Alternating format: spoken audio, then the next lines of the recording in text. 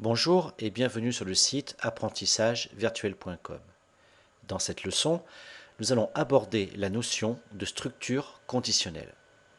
Sur notre feuille de calcul, le bouton de commande Saisie fait apparaître à l'écran une boîte de dialogue lorsque nous cliquons dessus. Cette boîte nous demande alors d'entrer notre âge. Ici, saisissons la valeur 19 et validons cette saisie en cliquant sur le bouton OK.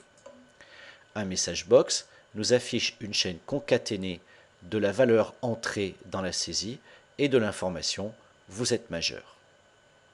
Cliquons à nouveau sur le bouton Saisie et cette fois, entrons la valeur 4 dans la zone d'édition. Lors de la validation, nous constatons l'affichage d'une chaîne identique au cas précédent, mais terminée par l'expression « Vous êtes mineur ».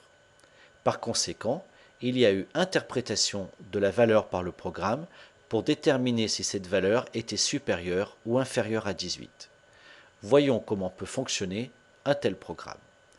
À l'aide de l'onglet Développeur du ruban, activons le bouton Visuel Basic pour accéder à notre éditeur VBA.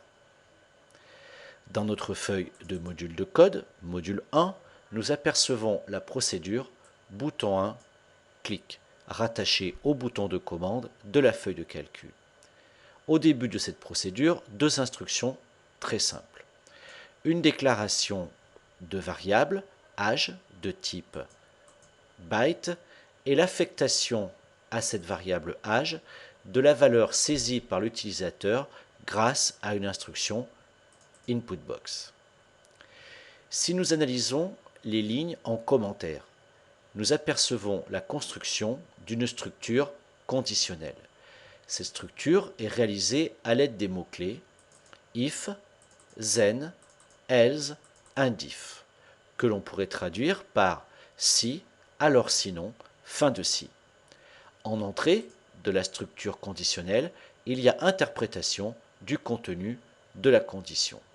Si condition, alors, nous indiquons à ce moment-là l'action ou les actions à réaliser si la condition s'avère exacte. Après l'instruction sinon, on trouvera l'action ou les actions à réaliser si la condition devait se révéler inexacte. Maintenant, reprenons la suite de nos instructions. Nous voyons sur la première ligne, si âge supérieur ou égal à 18, alors. Donc, évaluation de la variable âge. Les actions consisteront, à l'aide d'un message box, à afficher le message « Vous êtes majeur », sinon « Vous êtes mineur » en fonction de l'évaluation du contenu de la variable.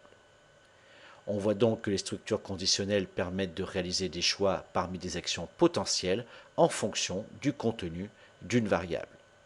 Cette leçon est à présent terminée. Merci de l'avoir suivie et à bientôt pour une nouvelle leçon.